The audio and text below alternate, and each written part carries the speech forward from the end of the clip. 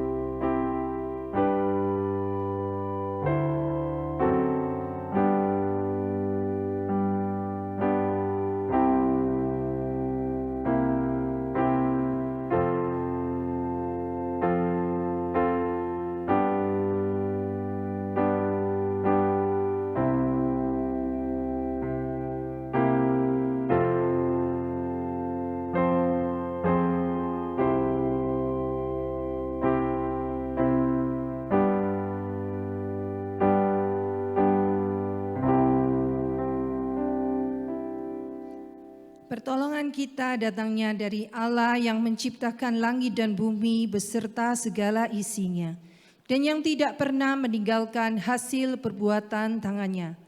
Turunlah kiranya atas kita kasih karunia dari Allah Bapa, Putra dan Roh Kudus. Amin. Hormat bagi Allah Bapa.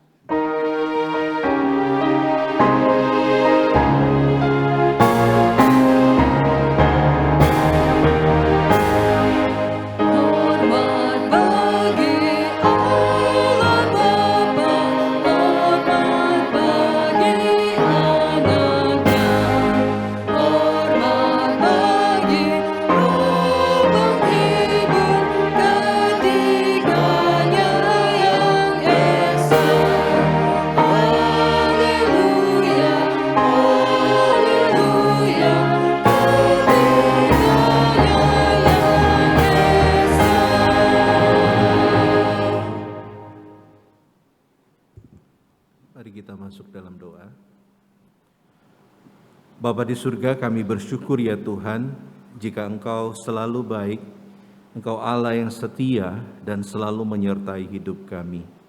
Meskipun satu minggu yang sudah kami lewati ini ya Tuhan, ada banyak kelemahan, kedagingan kami yang mungkin menyakitkan hati Tuhan. Ampuni kami Tuhan jika dengan mulut kami mungkin berkata-kata dusta, menghujat atau menghina orang lain. Ampuni kami dengan pikiran kami mungkin merancangkan atau memikirkan yang jahat. Ampuni kami Tuhan jika dengan keberadaan tubuh kami pakai tidak untuk kemuliaan Tuhan. Karena itu Tuhan ampuni kami, layakkanlah kami dalam ibadah ini. Dan kami berdoa biarlah Engkau menilik hati kami. Jika ada dosa-dosa yang kami belum bereskan, biarlah Engkau ingatkan kami untuk kami membereskan dan kami meninggalkan itu semua. Karena Tuhan adalah Allah yang kudus menghendaki kami untuk hidup kudus. Karena itu Tuhan berkatilah setiap jemaat-Mu. Engkau melihat kerinduan mereka mencari Engkau dan Engkau memberkatinya. Terpujilah nama-Mu ya Bapa. Demi nama Tuhan Yesus kami berdoa dan mengucap syukur. Amin.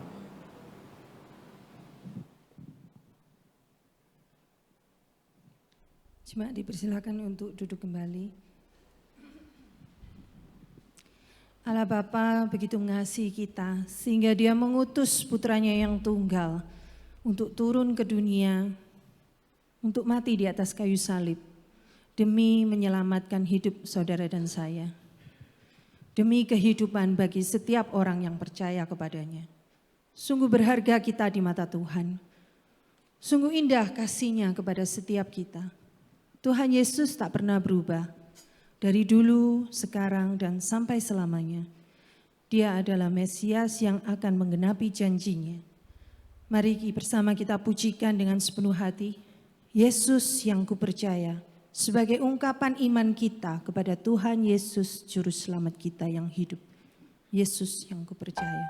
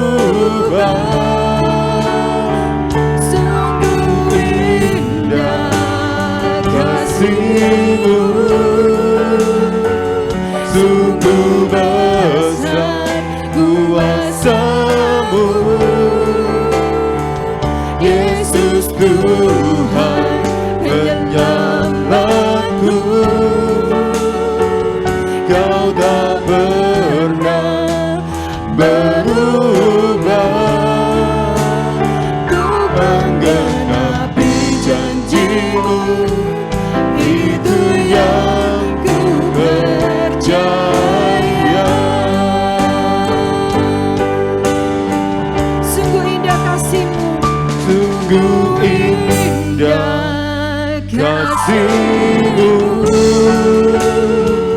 sungguh besar kuasa-Mu,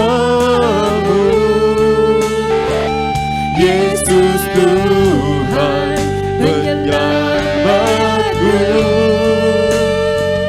Kau tak pernah berubah, Kau genapi janji-Mu, itu yang ku percaya. Untuk menggenapi janji-Mu, itu yang ku percaya.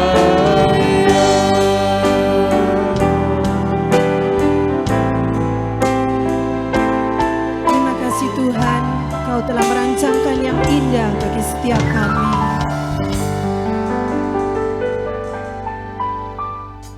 Bapak, Ibu, Saudara sekalian, kita telah memasuki bulan kedua di tahun 2023 ini. Banyak hal kelam yang mengkhawatirkan yang kita dengar diprediksi akan terjadi di tahun ini.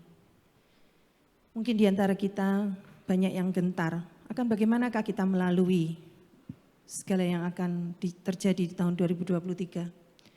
Saudara, percayalah bahwa Tuhan selalu hadir di setiap pergumulan kita. Dia akan selalu menuntun dan menguatkan setiap kita di dalam menghadapi perkara yang harus kita selesaikan.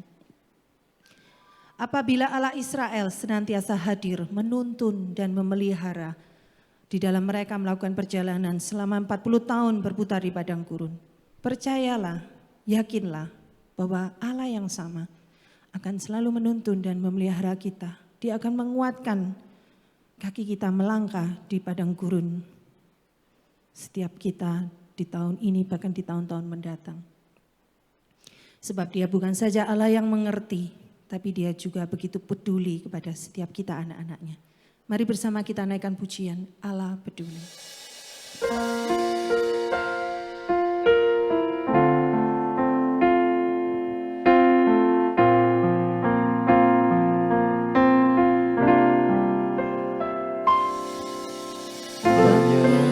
Perkara yang tak dapat ku mengerti, mengapakah harus terjadi di dalam kehidupan ini. Satu perkara yang ku simpan dalam hati, tiada sesuatu kan terjadi tanpa Allah peduli.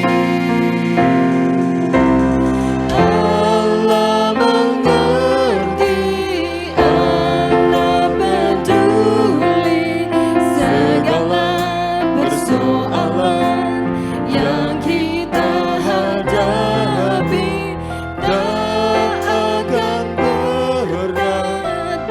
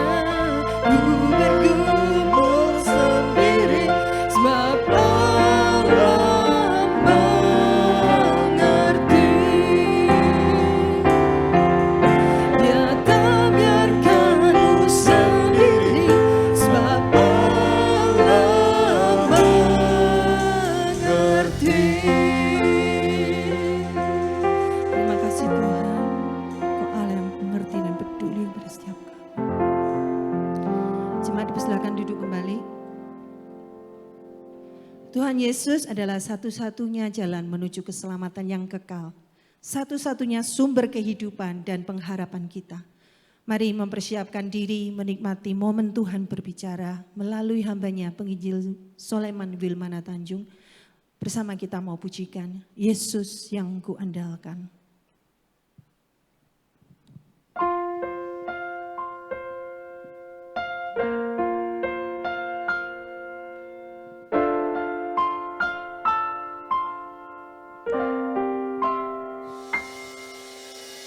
Perlu Engkau Yesus, haus jiwaku menantikanmu. Ku percaya Kau penuh pengharapanku di dalam-Mu.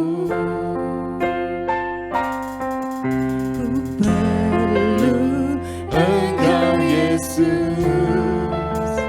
haus jiwaku menantikanmu. Ku percaya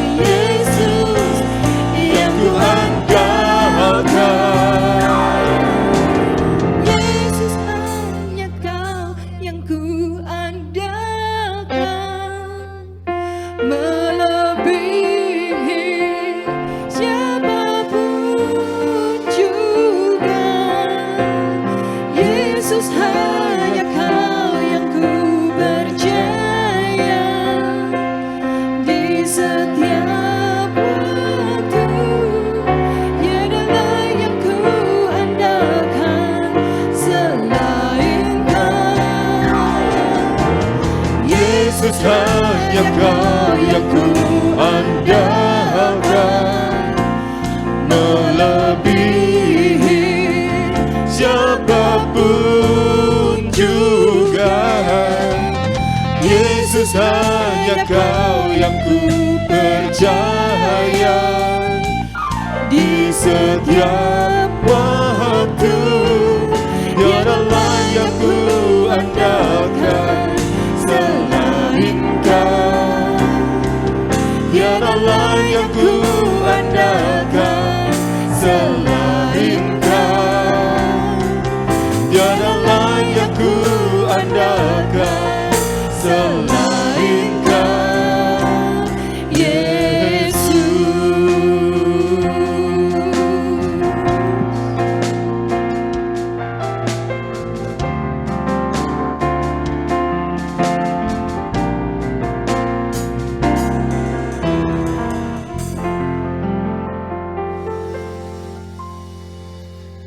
Bapa di surga, berfirmanlah kepada setiap kami, sebab kami rindu, kami lapar dan haus akan kebenaran-Mu ya Tuhan. Karena itu Tuhan, singkirkan segala gangguan, halangan, atau orang-orang yang mengalihkan fokus kami untuk mendengarkan firman Tuhan.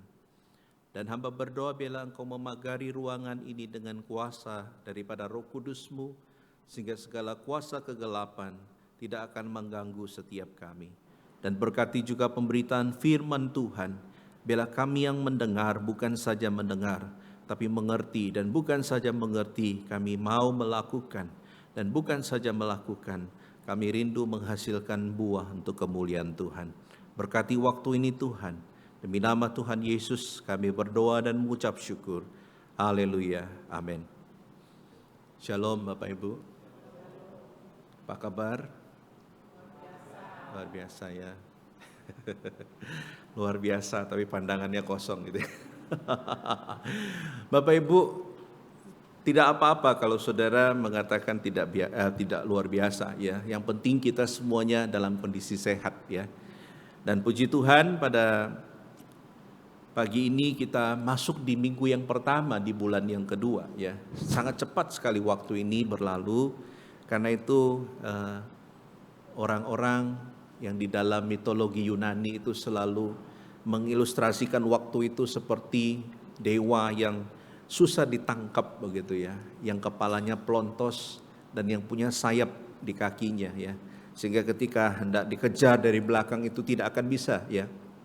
Tapi kita bisa menghadang dewa waktu itu karena rambutnya itu di depan ya, ada jambul gitu, maka harus dihadang dan ditangkap. Artinya apa? Momen itu begitu cepat kalau kita biarkan begitu saja dan tidak terasa akan berlalu, dan orang lain ada yang berhasil, kita kok tetap begitu ya.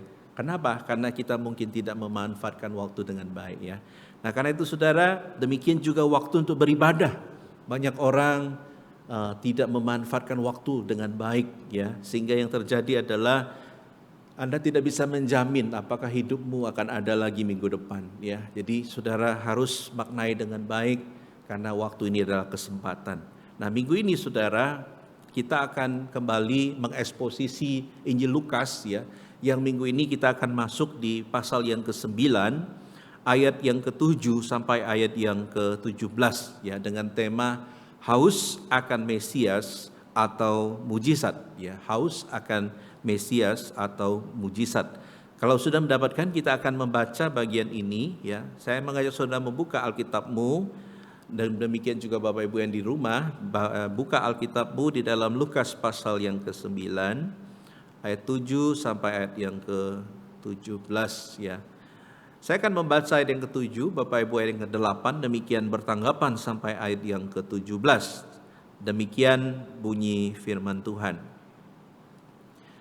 Herodes, raja wilayah, mendengar segala yang terjadi itu, dan ia pun merasa cemas.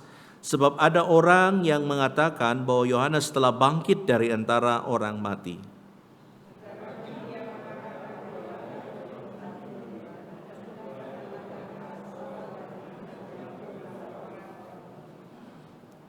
Tetapi Herodes berkata, Yohanes telah kupenggal kepalanya. Siapa gerangan dia ini yang kabarnya melakukan hal-hal demikian? Lalu ia berusaha supaya dapat bertemu dengan Yesus.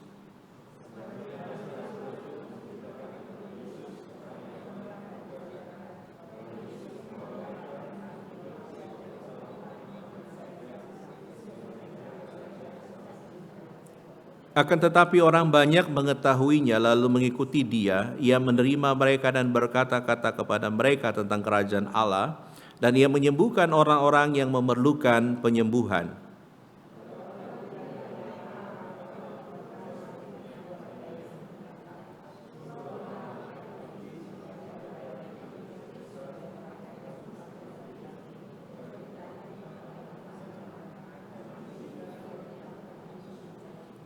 Tetapi ia berkata kepada mereka, "Kamu harus memberi mereka makan."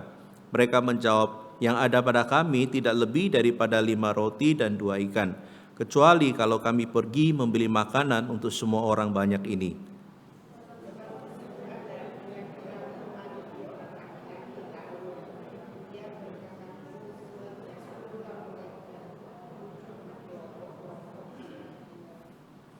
Murid-murid melakukannya dan menyuruh semua orang banyak itu duduk.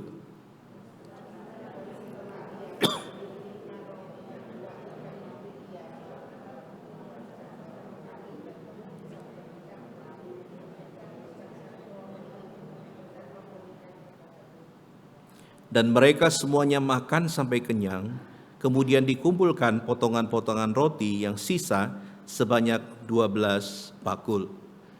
Demikian pembacaan firman Tuhan. Bapak Ibu yang dikasihi oleh Tuhan, kisah ini sudah di luar kepala ya. Anda sudah sering dengar. Nah, pada pagi ini saya mengajak saudara untuk melihat sisi lain ya, yaitu bukan tentang mujizatnya, tapi bagaimana sikap para murid ya. Kalau saudara melihat dalam kebenaran ini sebenarnya berbicara mengenai motivasi ya, motivasi di dalam mengikut Tuhan. Nah, Bapak Ibu, susah sekali melihat motivasi seseorang. Orang yang begitu rajin mengikut Tuhan, motivasinya belum tentu benar. Orang yang malas-malasan ikut Tuhan, ya mungkin saudara mengatakan pasti motivasinya benar, belum tentu juga ya. Artinya bahwa saudara tidak bisa bagi kita sebagai manusia untuk melihat motivasi seseorang kecuali Tuhan itu sendiri ya.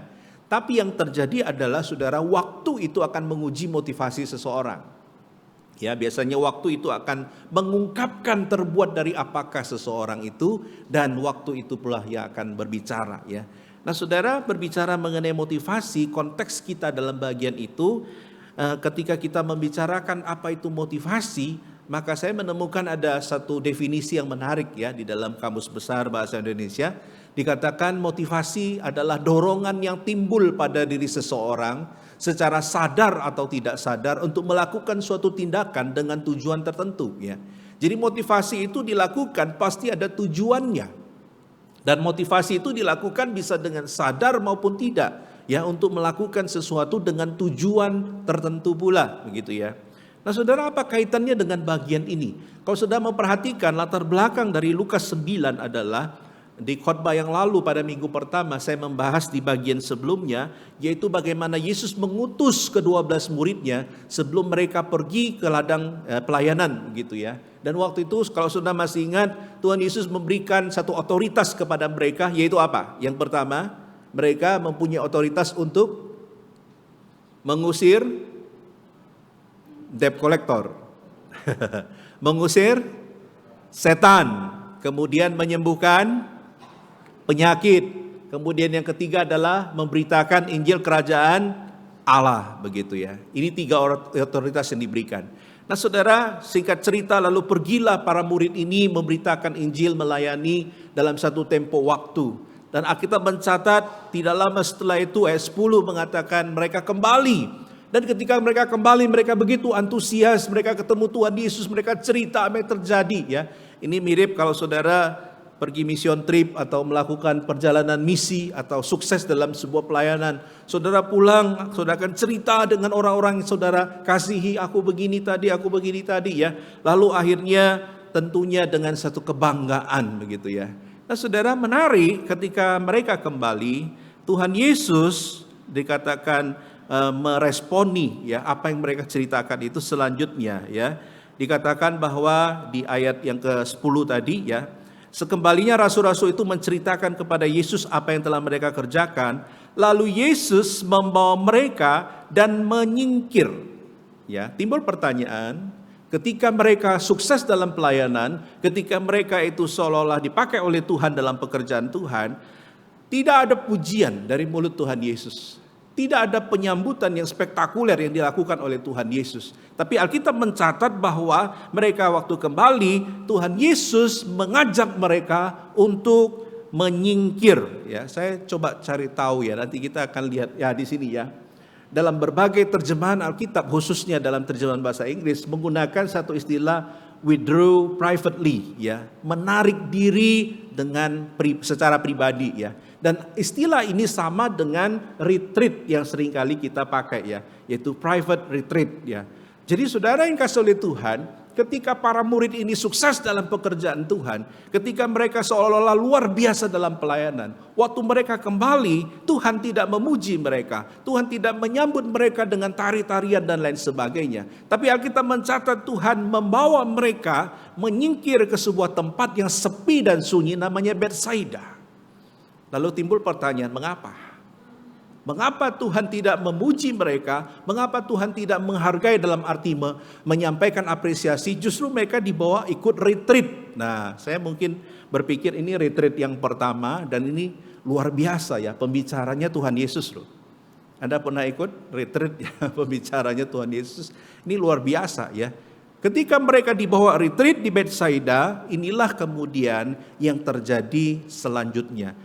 Tujuannya apa saudara? Tuhan Yesus tahu kalau orang sukses dalam pekerjaan Tuhan dan pelayanan, maka kecenderungan namanya manusia akan timbul yang namanya pride atau kebanggaan. Dan pride yang over ini akan menimbulkan kesombongan. Dan kesombongan ini adalah dosa bagi seorang pelayan Tuhan. Makanya saudara, ketika itu Tuhan Yesus mengamankan mereka dan Tuhan Yesus membawa mereka ke retreat yang pertama setelah mereka dipanggil, setelah mereka ikut pelayanan. Lalu Tuhan Yesus menyampaikan beberapa teladan bagi mereka. Nah saudara, apa sih motivasi utama ketika murid dipanggil? Tidak lain tidak bukan adalah untuk sungguh-sungguh mengasihi Tuhan dengan segenap hati mereka, dengan segenap akal budi mereka.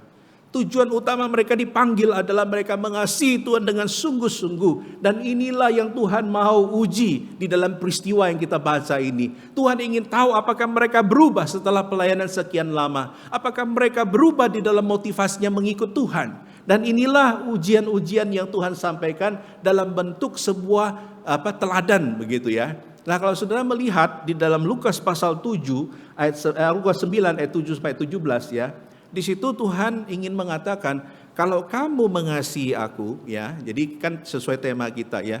Jadi haus akan Mesias atau mujizat ya. Ini adalah pertanyaan yang dilontarkan kepada semua orang sebenarnya. Karena kita tahu bahwa banyak orang ikut Tuhan berhari-hari. Tuhan Yesus pergi ke kota A, mereka pergi. Tuhan Yesus pergi ke kota B, mereka pergi. Mereka pergi mencari Tuhan. Itu sebenarnya motivasinya adalah demi sesuatu. Ada yang sakit mencari Tuhan supaya sembuh. Ada yang lapar ketemu Tuhan, mengharapkan mujizat sehingga mereka dikenyangkan. Dan banyak orang yang mencari Tuhan karena Tuhan adalah dianggap sebagai selebriti pada zaman itu, sehingga mereka ingin ketemu mereka gitu ya. Saya jadi ingat ketika Presiden Jokowi kemarin ke Bali ya, disambut luar biasa ya, sampai pas pampresnya itu kewalahan saudara ya. Kadang Pak Jokowi bisa berhenti di setengah jalan lalu lempar-lempar kaos begitu ya, bagi-bagi sesuatu kepada masyarakat ya. Saya membayangkan bagaimana ketika itu Tuhan Yesus juga adalah seorang yang sangat dinanti-nantikan kehadirannya. Sehingga yang terjadi adalah saudara, dia tahu bahwa ujian itu sudah dimulai. Yaitu apa saudara? Ketika muridnya menjadi murid yang melayani dan berhasil, maka dosa kesombongan itu sedang mengintip saudara. Ya. Nah inilah yang terjadi dan kemudian Tuhan Yesus memberikan satu pelajaran kepada murid ini ya, dengan menggunakan satu peristiwa sebagai contoh, yaitu apa? 5 roti dan 2 ikan. Nah saya tidak akan banyak mengupas mengenai bagaimana mujizat ini terjadi dan lain sebagainya. Tapi mari fokuskan kepada tokoh para murid, saudara ya, yang mungkin jarang sekali dikhotbahkan ya. Kalau kita memperhatikan dengan baik, saudara, Tuhan Yesus ingin mengatakan, kalau kamu mengasihi aku, maka, nah yang pertama dikatakan, kamu akan melakukan ini. Ya, ini dinyatakan di ayat yang ke-11 ya. Akan tetapi orang banyak mengetahuinya, lalu mengikuti dia. Ia menerima mereka dan berkata-kata kepada mereka tentang kerajaan Allah, dan ia menyembuhkan orang-orang yang memerlukan penyembuhan.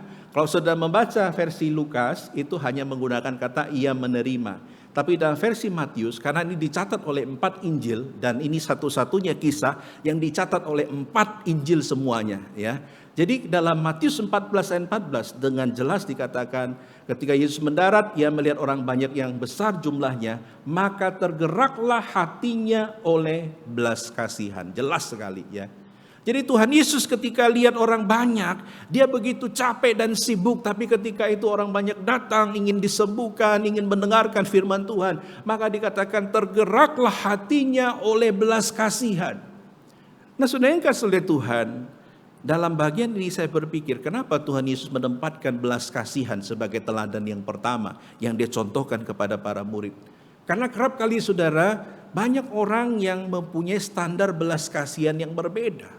Apa yang kita lakukan, belas kasihan yang disebut belas kasihan dunia, itu berbeda dengan apa yang Tuhan Yesus teladankan ya. Kalau sudah perhatikan, kata yang dipakai di situ pakai kata epatos. Epatos itu artinya God's compassion, belas kasihan Allah. Apa bedanya belas kasihan Allah dengan belas kasihan manusia?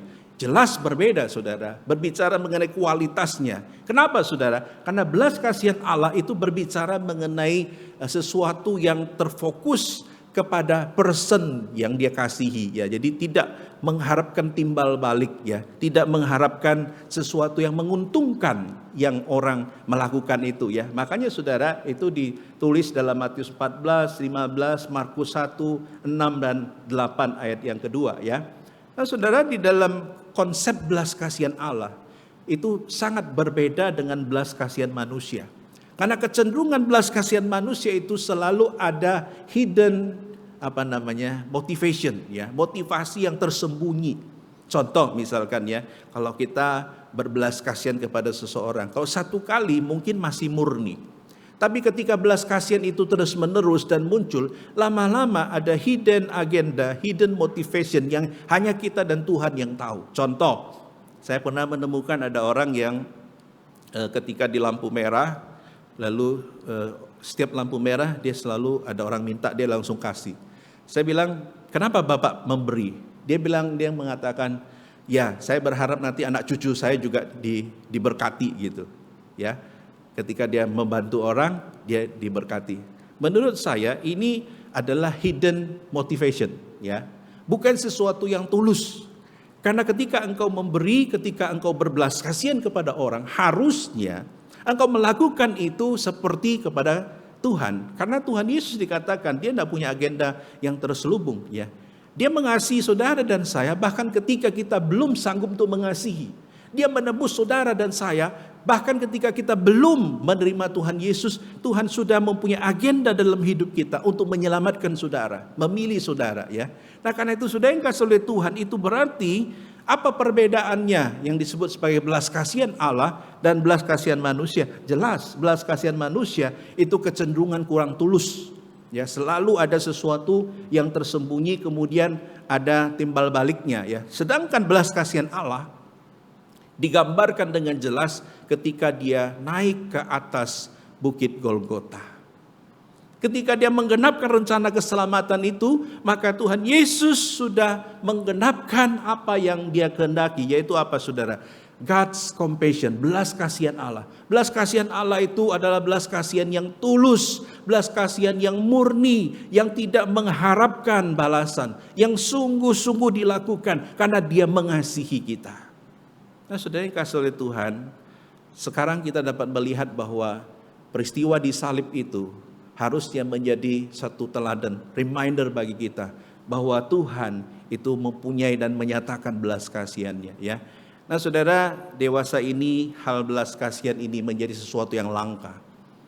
Ya, saya selalu memperhatikan saudara ketika ada orang meminta atau apa ya, atau mengharapkan bantuan dan lain sebagainya.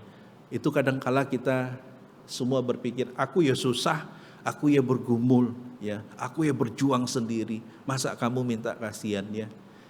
Saya kemarin membaca satu ya tiba-tiba ada orang yang ingin pertemanan di Facebook ya. Saya iseng-iseng baca ya. Ada seorang anak, kira-kira mungkin usia ya 20-an lah paling tinggi usianya. Dia punya papa itu sedang sakit, saudara.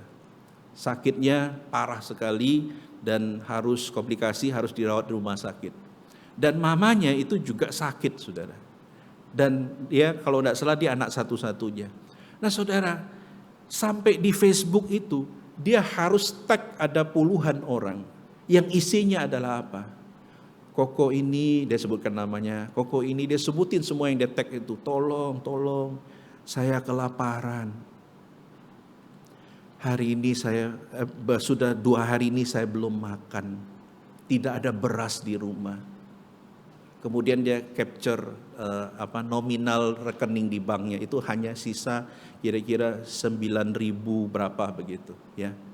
Nah saudara yang kasih oleh Tuhan, waktu saya melihat itu, saya berpikir, ya ada orang mengatakan bisa saja ini penipuan dan lain sebagainya ya, karena kita sudah sering ditipu, begitu lama-lama kita jadi tega gitu ya.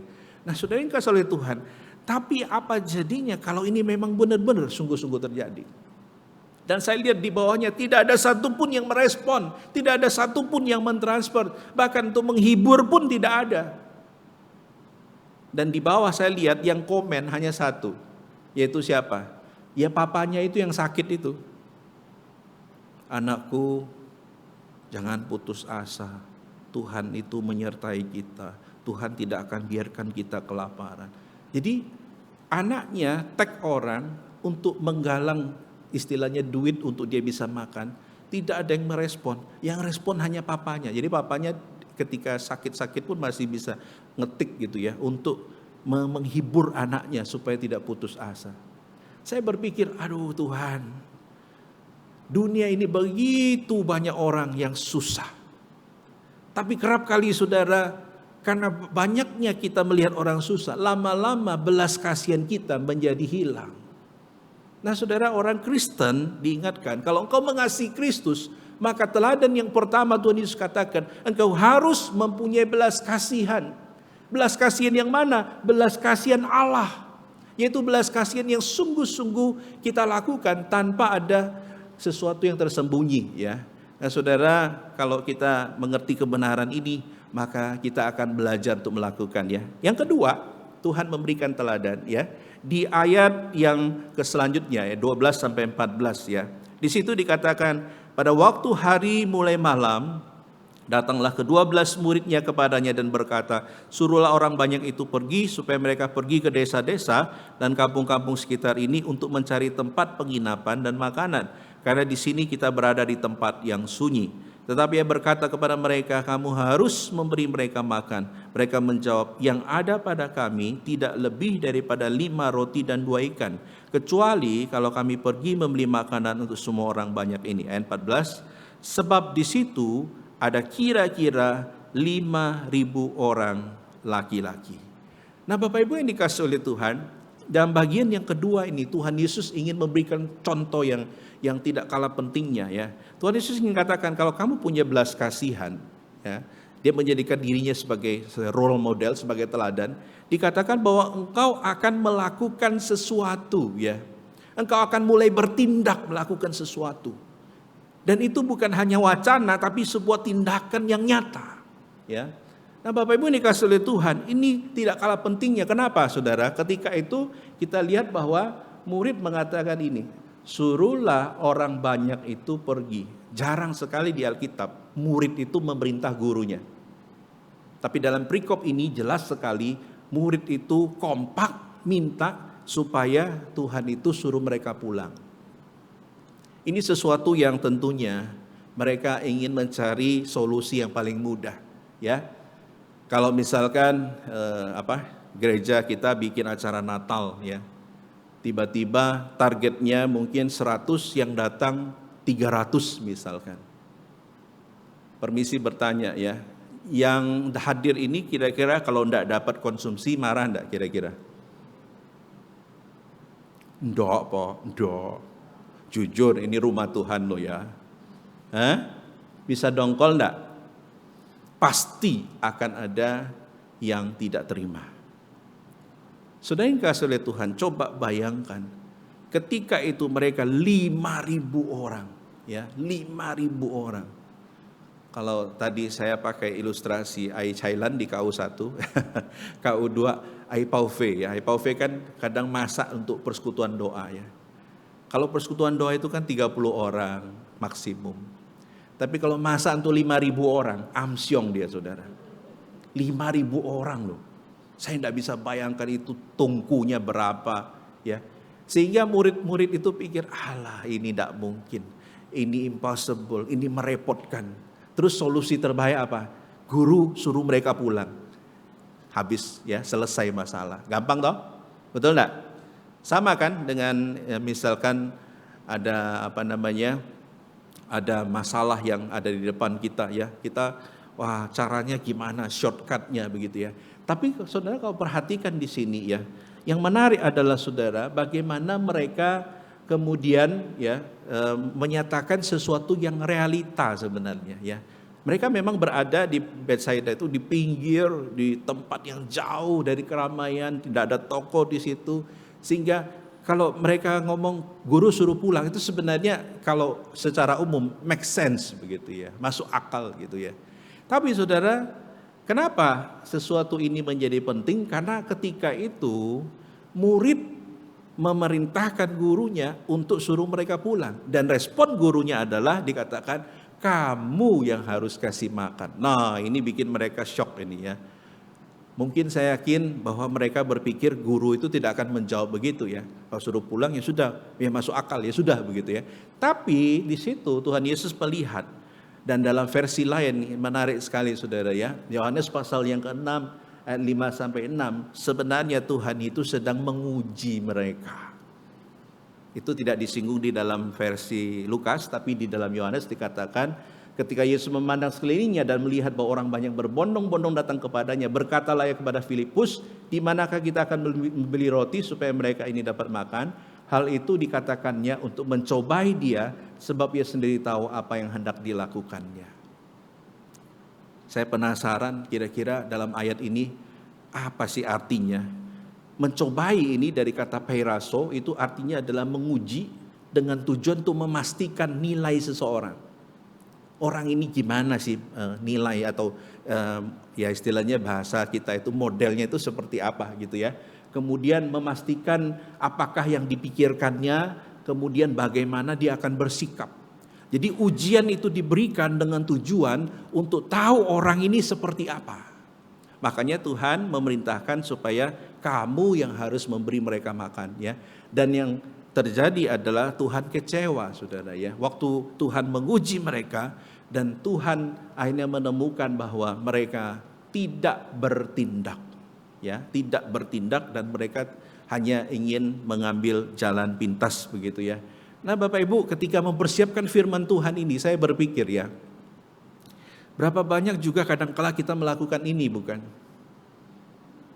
Ya kadang kita tidak mau repot, kita tidak mau istilahnya ya bagaimana, kan membantu orang tuh pasti repot ya. Saya pernah ketemu satu peristiwa ya ketika saya membutuhkan sebuah tempat ya untuk saya berteduh, untuk saya bisa menghabiskan waktu ya di malam itu ketika itu hujan, lalu saya pergi kemana-mana tidak dapat tempat ya. Tapi puji Tuhan saya ketemu seorang ibu-ibu ya, dan ibu-ibu ini begitu baik saudara, membuat saya terharu sekali ya. Dia membantu saya dan bahkan menanyakan dan bahkan telepon kemana-mana dengan pulsanya dia. Padahal saya baru kenal waktu itu, kemudian bisa dia mengantarkan saya, kemudian bahkan menanyakan apa yang kurang, dan bahkan menawarkan besok kalau kurang apa dia akan datang ke tempat saya untuk membantu begitu ya. Nah saudara yang kasih oleh Tuhan, ini sesuatu yang membuat kita dipermalukan, karena ini bukan orang Kristen. Ya, ini bukan orang Kristen. Banyak orang kadangkala berpikir, bahwa berbuat baik itu kan ya demi untuk mencapai surga begitu ya. Tapi ingat bahwa orang Kristen dia berbuat baik karena dia sudah mengalami satu pengalaman bersama dengan Tuhan. Ketika orang sudah terima Tuhan Yesus, harusnya dia pasti berbuat baik.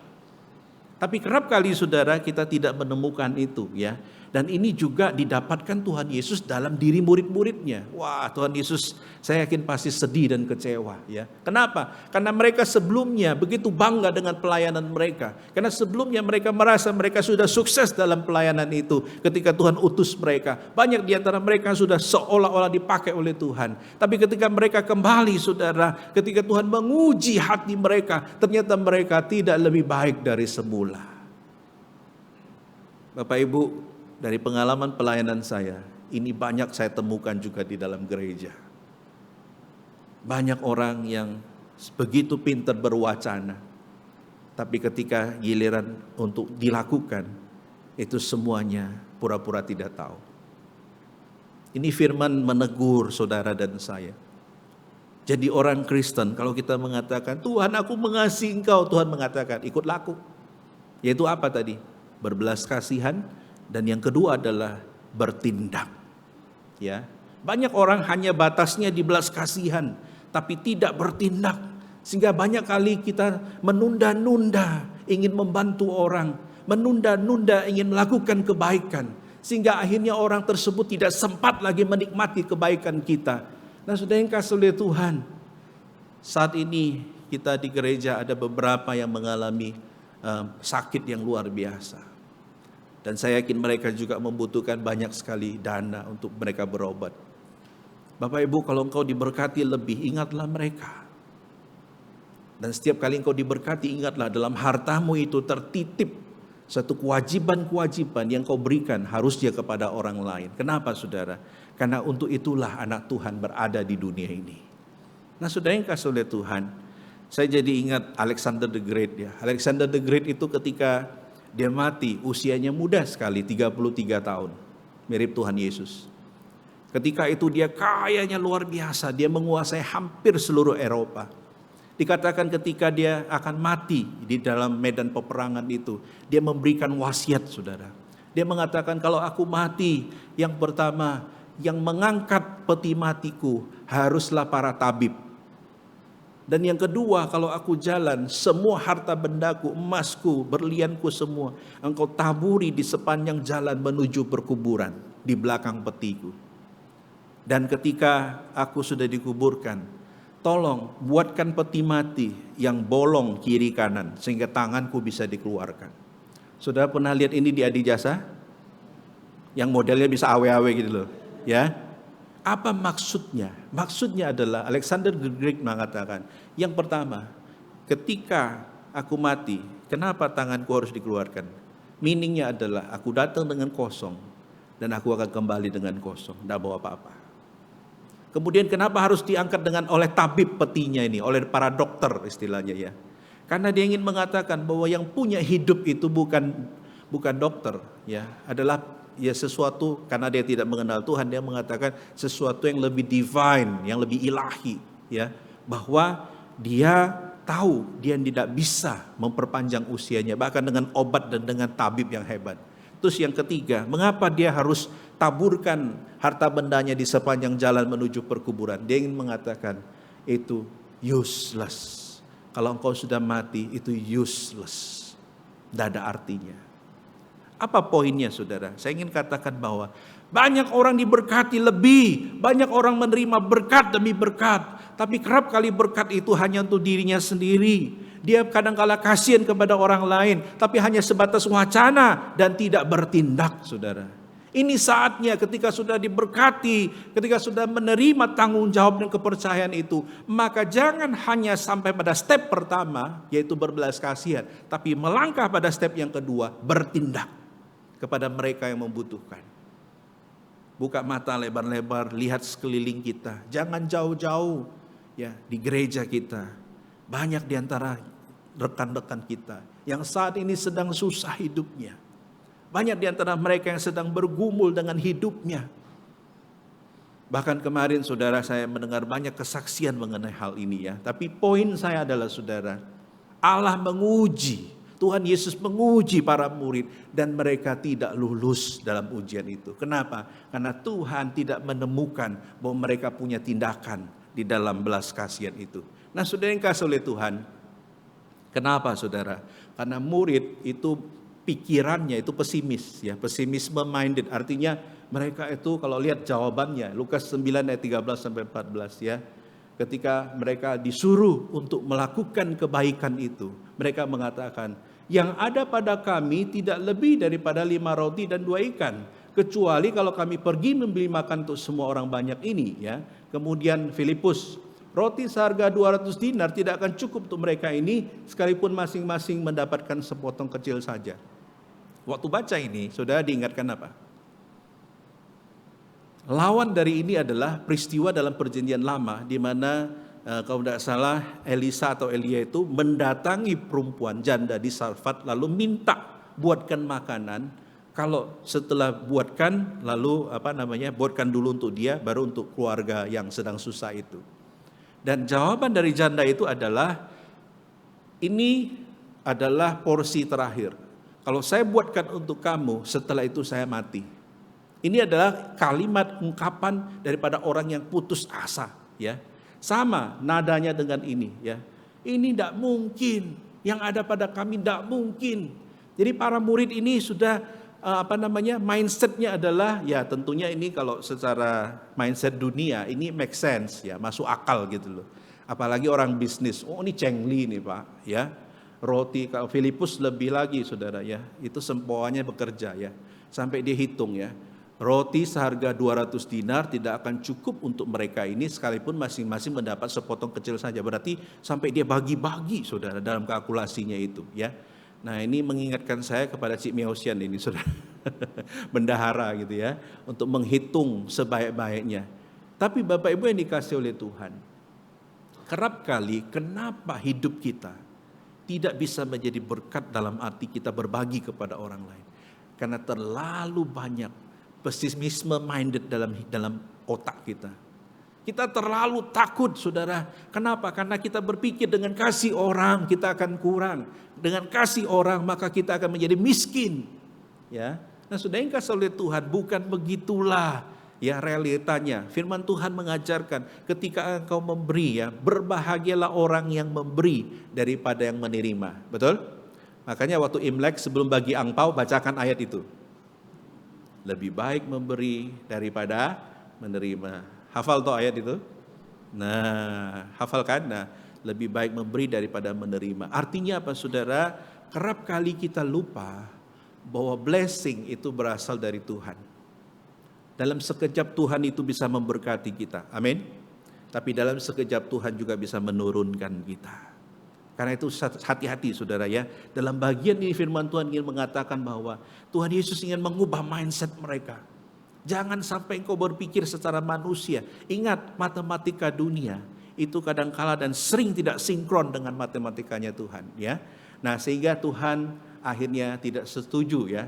Lalu tindakan yang ketiga yang dilakukan adalah kalau sudah membaca, ya, di dalam ayat selanjutnya ayat 14 sampai 16, ya, kalau sudah baca di situ dikatakan jawab mereka, yang ada pada kami di sini hanya 5 roti dan 2 ikan.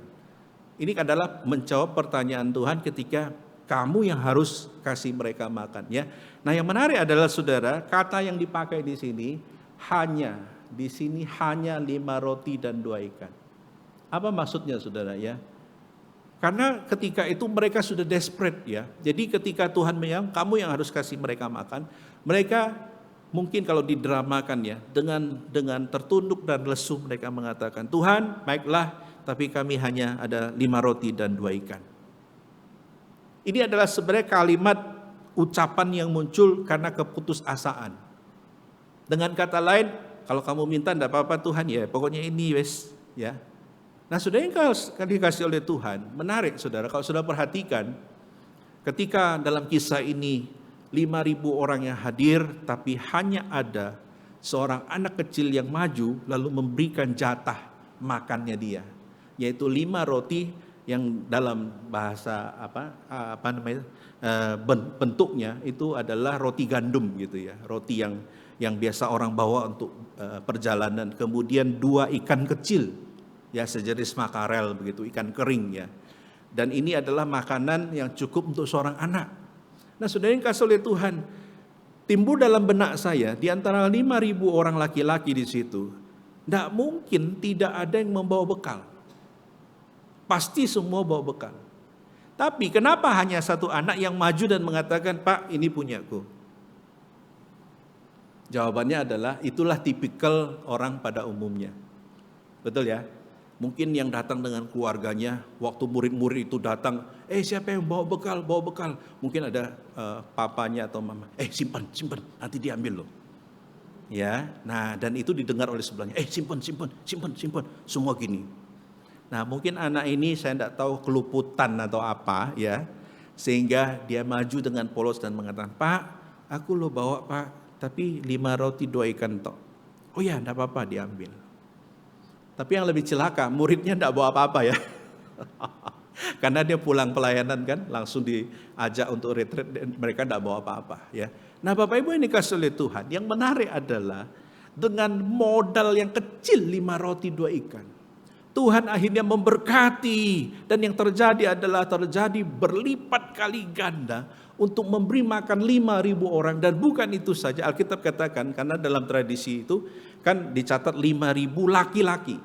Biasanya dalam adat Yahudi kalau makan itu wanita itu sendiri dengan anak-anaknya, kemudian pria itu sendiri gitu ya. Jadi ketika mereka makan dikatakan sisa 12 bakul.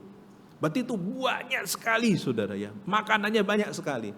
Saya pelayanan di sini tahun ke-11, saya tidak pernah menyaksikan makanan itu bermultiplikasi kalau acara Natal ya. Yang di Rungkut ini loh ya. Tapi kebanyakan adalah makanan itu ya kadang sisa, tapi kalau sisa tenang saja, dalam sepersekian waktu itu habis biasanya ya. Artinya saudara yang kasih oleh Tuhan, dalam konteks ini ya, syukur tidak ada si konsumsi di situ, pasti dia jantungan ya. Gimana mau kasih 5.000 orang? Tapi Tuhan Yesus menyatakan kuasanya. Apa poin dalam bagian ini? Firman Tuhan ingin mengatakan, jangan pernah meragukan Tuhan. Mereka mengatakan, Tuhan, kami hanya ada 5 roti 2 ikan. Mereka lupa di sampingnya adalah juru selamat. Mereka lupa bahwa orang yang disebut juru selamat itu sedang ada di sampingnya. Mereka lah ini yang melakukan banyak mujizat. Dialah yang disebut sebagai Mesias itu. Dan dia tidak, murid-muridnya tidak minta tolong kepada dia. Tapi dengan pesimis mengatakan, kami cuma ada ini. Itu penghinaan terhadap Tuhan sebenarnya. Itu sama dengan ketika Yesus meneduhkan angin ribut. Ketika dia berada di kapal itu dan Tuhan Yesus tertidur, dan Alkitab katakan itu gelombang besar dan mereka ketakutan. Dan disebut bahwa mereka yang adalah nelayan ini berusaha ingin mengatasi masalah, tapi mereka sudah bohwat, sudah putus asa. Baru mereka bangunkan Tuhan Yesus, dan Tuhan Yesus mengatakan, diam dan tenanglah. Lalu kemudian Tuhan menegur mereka, di mana imanmu? Bapak Ibu, engkau mungkin takut ya tahun ini, 2023. Dan bahkan kau dengar banyak ketakutan.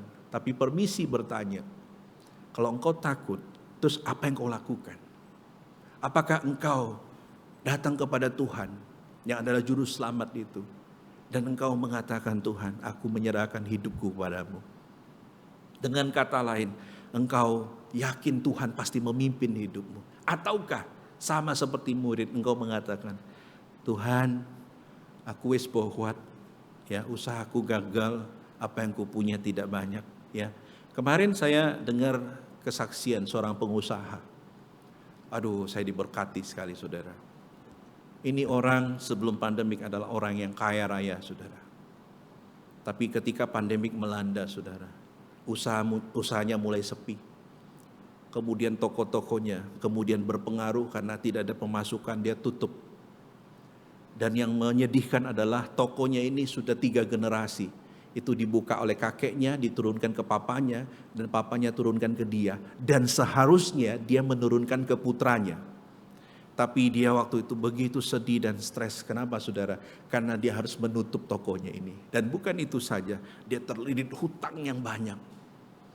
Dan dia mengatakan, Pak, saya hanya berdoa kepada Tuhan, Tuhan tolong saya kasih jalan. Tapi saya tidak mau memaksa Tuhan. Kalau Tuhan mau bantu silakan. Kalau enggak pun enggak apa-apa. Saya kaget ya dengar dia ngomong dalam doanya itu.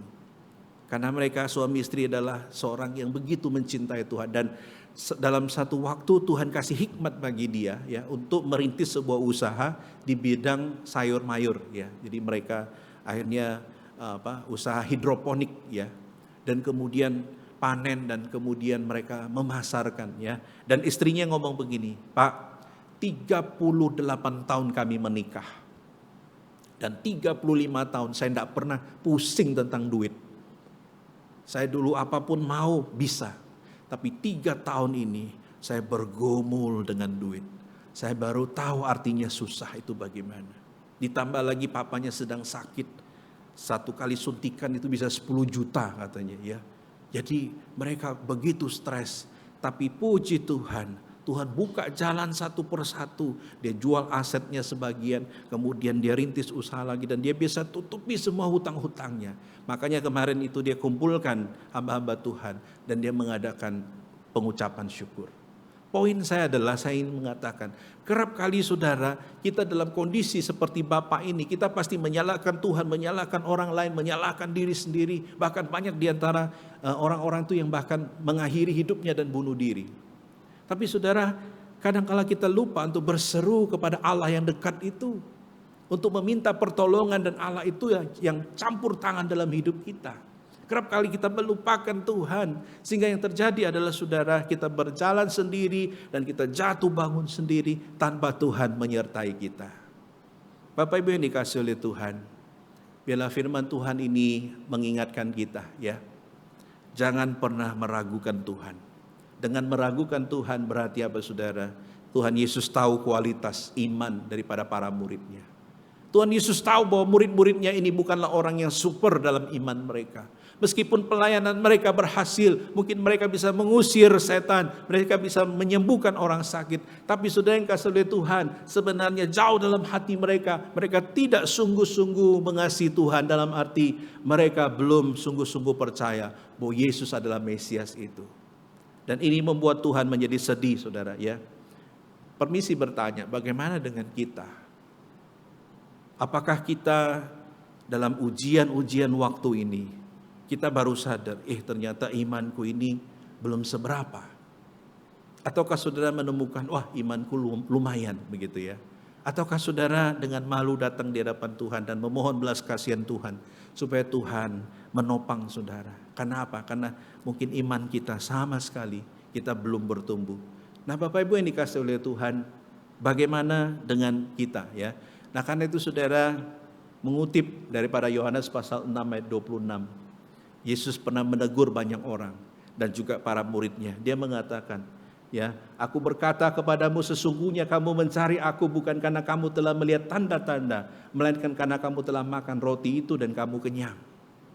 Banyak kali orang mengikuti Tuhan motivasinya pingin roti, pingin kesembuhan, pingin mukjizat, tapi bukan mencari Tuhan.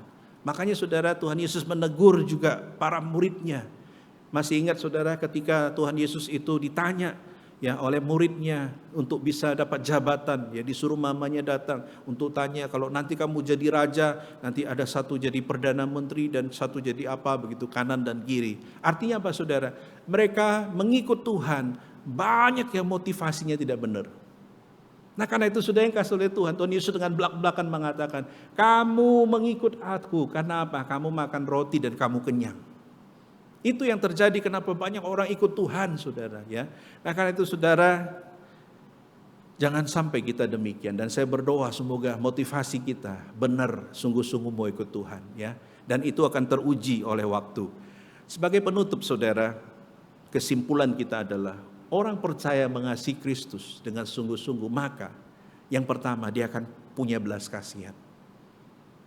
Hatinya dipenuhi dengan belas kasihan Allah.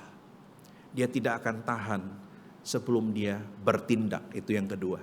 Ya, dia akan bertindak, bukan hanya step pertama. Tapi yang kedua dia bertindak. Dan bukan hanya bertindak. Dia akan meyakini bahwa Tuhan adalah Allah yang berkuasa. Dia akan membereskan selanjutnya, ya. Jadi Bapak Ibu yang dikasihi oleh Tuhan, ketika kita berkaca kepada apa yang dilakukan oleh para murid, berarti murid ini sebenarnya adalah wakil atau perwakilan, simbol daripada saudara dan saya. Ya, kita bukankah selama ini mengikut Tuhan, kita melayani, mungkin kita melakukan banyak hal-hal yang luar biasa secara manusia. Tapi permisi bertanya, adakah belas kasihan Tuhan dalam dirimu? Apakah engkau sudah bertindak membantu sesama? Dan yang ketiga, apakah engkau dengan mantap tidak meragukan penyertaan Tuhan dalam hidupmu, sehingga engkau tidak takut menghadapi apapun ramalan orang dalam tahun ini? Kiranya Tuhan memberkati saudara. Mari kita masuk dalam doa.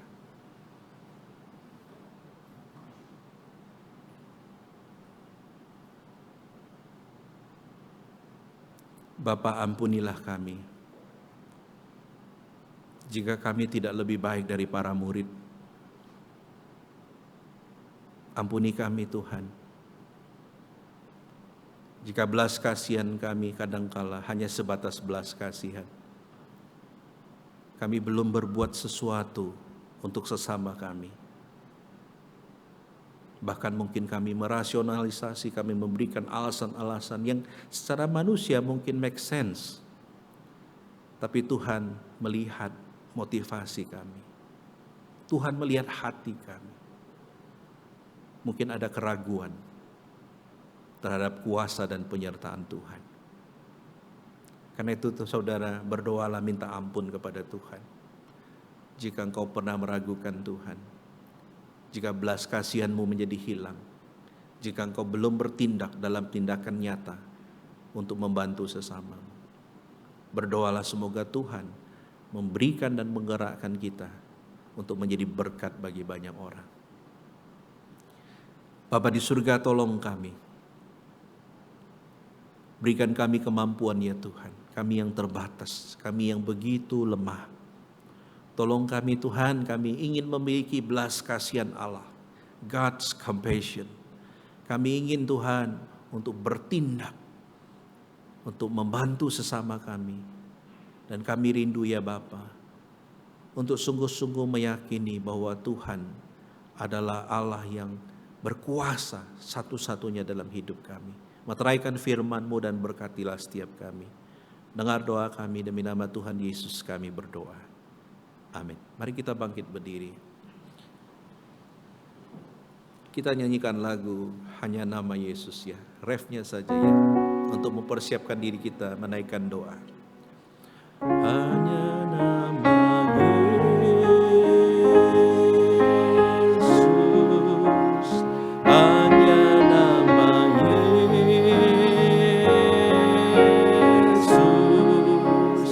hanya nama Yesus, memberikanku kepastian. Hanya nama Yesus.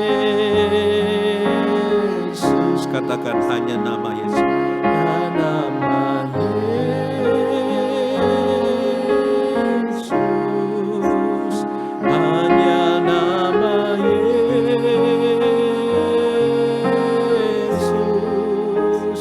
Memberikanku pengharapan.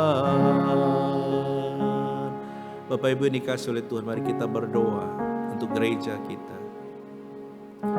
Kita rindu supaya gereja kita bukan saja gereja yang berbelas kasihan, tapi gereja kita adalah gereja yang bertindak.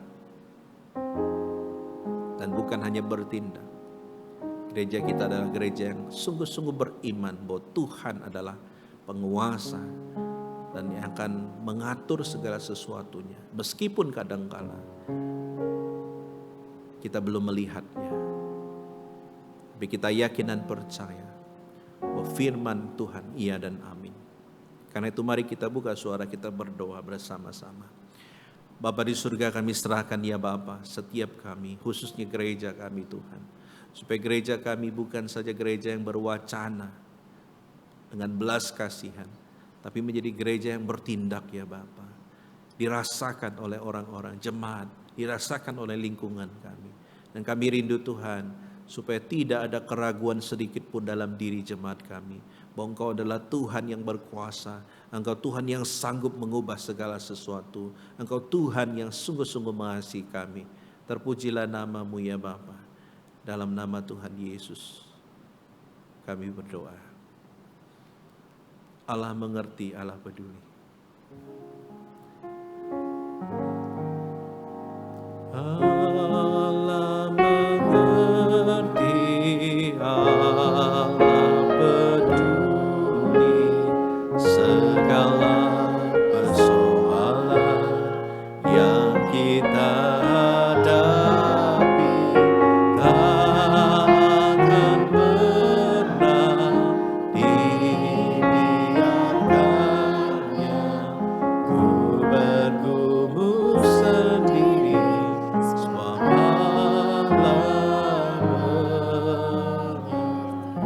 Bapak Ibu yang dikasihi oleh Tuhan, datanglah ke hadapan Tuhan. Engkau pasti punya masalah, engkau pasti punya beban hidup. Letakkan di bawah kaki Tuhan dan nyatakan itu dalam hatimu. Engkau berdoa, apapun itu pergumulanmu, letakkan beban itu, karena engkau tidak sanggup menopangnya atau menanggungnya sendiri. Karena itu taruh di bawah kaki Tuhan dan katakan, Tuhan, ini bebanku. Sebutkan dan biarlah Tuhan menolongmu. Mari kita ambil waktu di hadapan Tuhan.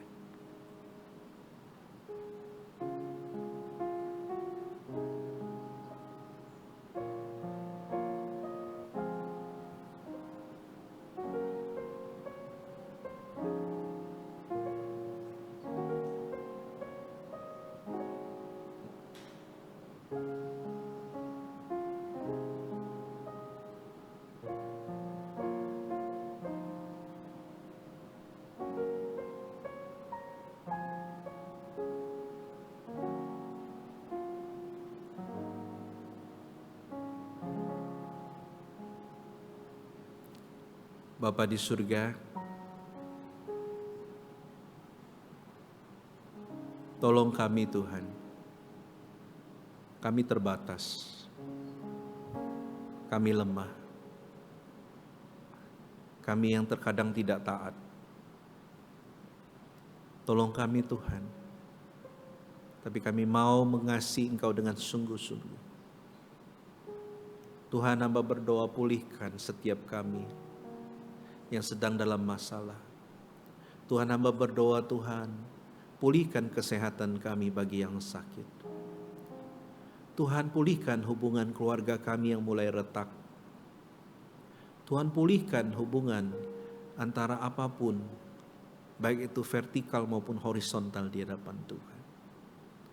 Dan Tuhan, jika ada di antara kami yang masih diwarnai ketakutan akan ketidakpastian masa depan di tahun ini, Tuhan, berbicaralah pribadi kepada mereka, nyatakan dirimu, sehingga mereka sungguh-sungguh dimantapkan. Terpujilah nama-Mu Bapa, demi nama Tuhan Yesus.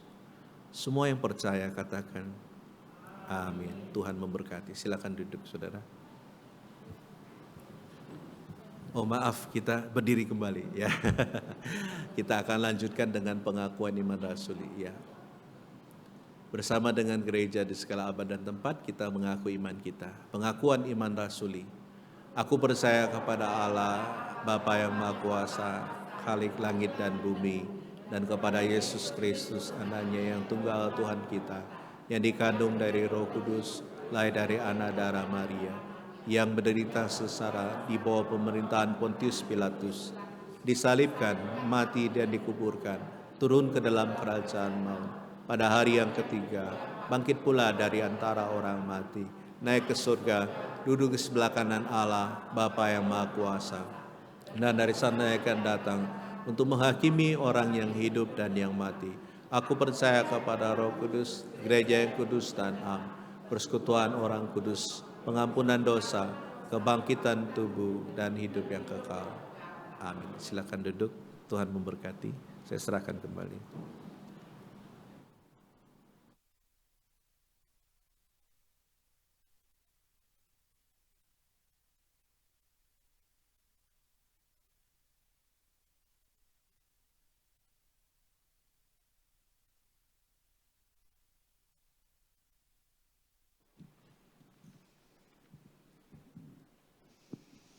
Bapak, Ibu, Saudara, kita perlu Tuhan Yesus. Kita perlu Tuhan Yesus karena Tuhan telah berbelas kasihan kepada kita dan kita boleh diberikan belas kasihan dari Allah. Dan kita juga perlu Tuhan Yesus untuk memampukan setiap kita boleh bertindak kepada sesama kita. Terlebih lagi kita perlu Tuhan Yesus karena kadangkala dihimpit oleh persoalan hidup, iman kita menjadi lemah. Sehingga kita tetap perlu Tuhan Yesus sepanjang hidup kita. Mari kita tetap setia, tetap taat, hingga sampai nanti pada akhirnya Tuhan Yesus Sang Mesias, Juru Selamat kita akan menggenapi setiap janji-janjinya. Kepada setiap kita saat ini diberikan kesempatan untuk memberikan persembahan yang terbaik buat Tuhan. Marilah bersama-sama kita naikkan pujian dari Kidung Jemaat, Kuperlukan Juru Selamat.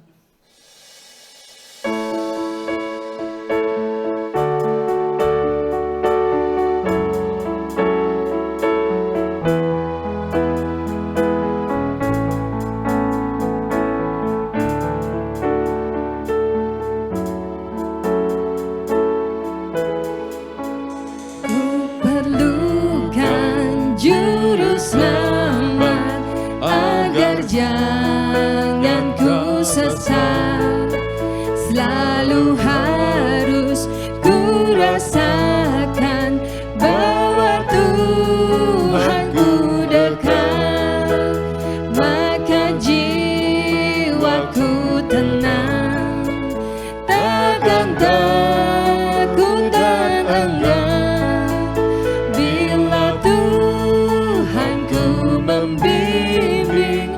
Ku di malam pun tentram, ku perlukan juru selamat karena imanku lemah. Hiburannya menguatkan, sungguh tiada bandingnya, maka jiwaku tenang, takkan takut dan enggan bila Tuhanku membimbing. Ku di malam pun tentram.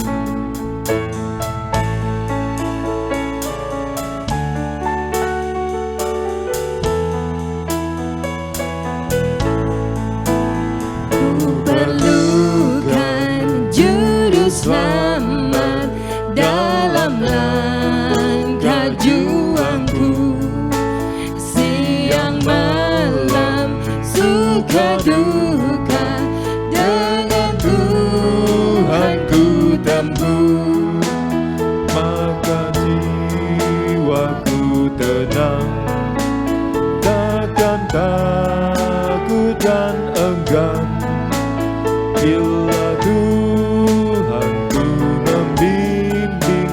Ku di malam pun tentram, perlukan juru selamat agar ku dibimbingnya, melintasi arus Yordan ke negeri bahagia, maka jiwaku tenang, takkan takut dan enggan bila Tuhanku membimbing.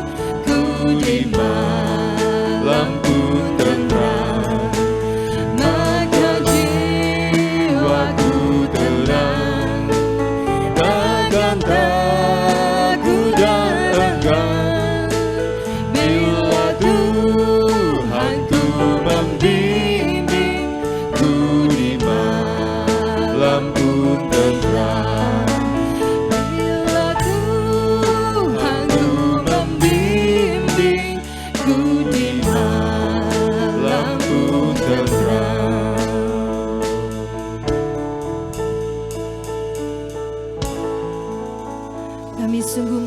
syukur Tuhan atas setiap kasih dan pemeliharaan Tuhan yang sudah limpahkan di dalam kehidupan setiap kami anak-anak-Mu Tuhan.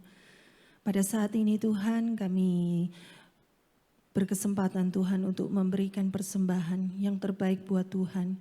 Kiranya Tuhan mau menyucikan, mengurapi dan memberkati persembahan yang sudah terkumpul ini Tuhan. Dan juga Kau berikan hikmat bagi para pengurus yang mengelolanya Tuhan.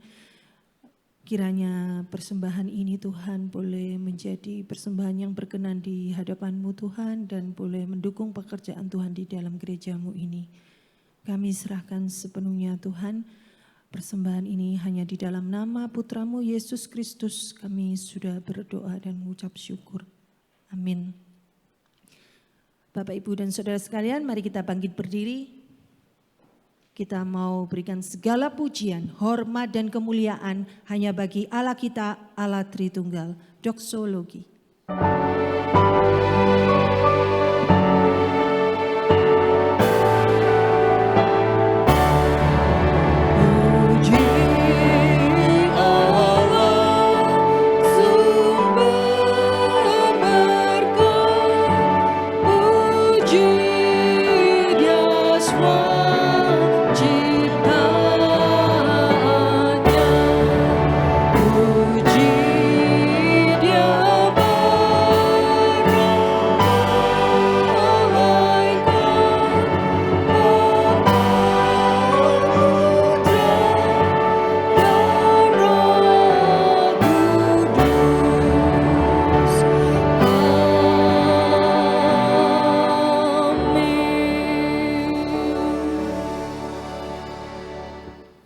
Jemaat yang dikasihi oleh Tuhan, pulanglah, lakukanlah firman Tuhan, dan jadilah berkat.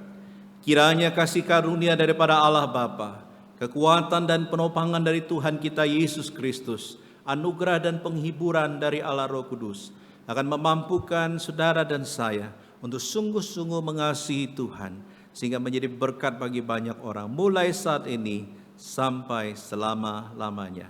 Amin.